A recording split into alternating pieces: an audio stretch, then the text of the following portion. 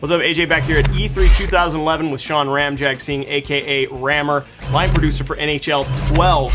Now, you're playing a little game here. You got the Capitals and Penguins here at the Winter Classic.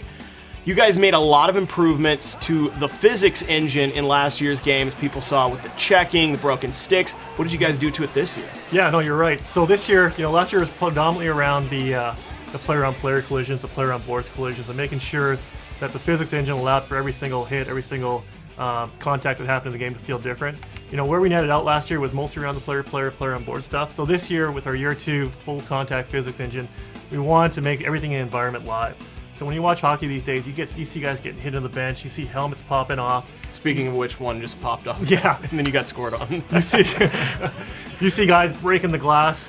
So we want to capture all those elements into this year's physics engine. So when you're playing NHL 12, you throw a big hit, there'll be a chance of a guy's helmet popping off. Or if you get a guy near the bench and he's big enough, he's going to end up in the bench, and a chance of that happening.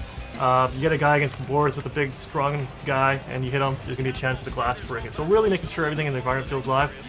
The other thing we've done this year as well, as part of making everything live for the first time ever, is we have the goalies being live as well. So now you can actually hit the goalie, and have the net come off. So if you have guys charging the net, some of the most incredible moments in hockey are where we see guys going to the net hard, protecting the puck, taking out the goalie and the net as well. So really making sure everything on the ice and surrounding the ice is live.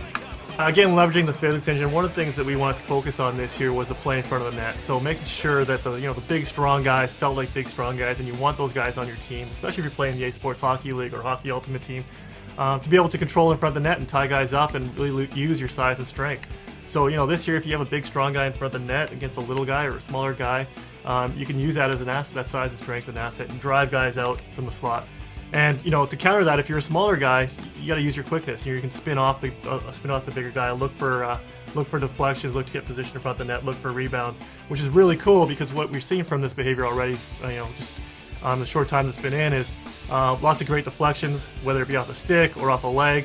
The goalie having to make incredible saves and scrambles in front of the net. So it's really create a lot more dynamic behavior in front of the net in that slot area, which is so crucial, especially in playoff hockey like we're watching. Yeah, and doesn't it make bigger guys more important too? Because in the past, in hockey games in the past, you might just go with the guy whoever could get around everybody the quickest, and you could just deke the goalie. But now you got to utilize all the different types of players in the NHL. Yeah, it's a great point. Going back to the to the start of sports video games, it's always been about the small, quick guys because they just avoid all the contact.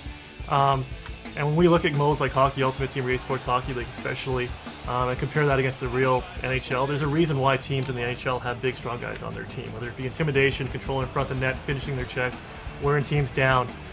So we want to make sure that's captured in our game this year, and as you've seen right here, we're focusing on that for in front of the net especially. Yeah, and talk a little bit about roofing the puck. It looks a little bit different. The puck rolls up on its side. You can put it into the net differently. How's that part of this physics engine? Yeah, again, we talk about the physics engine and extending just beyond the player-on-player and the player-boards collision. The net's got some new puck physics on it as well, so the puck can go on end, the puck can roll.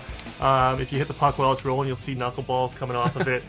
So just, again, creating this really open-ended behavior. You see the net coming off there. There you go.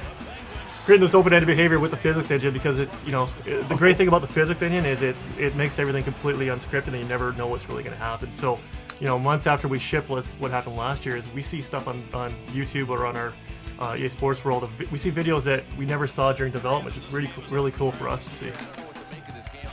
Well, very cool. This is looking awesome so far, Rammer. Obviously, you guys are still a couple of months away from launch. When does the game launch, actually?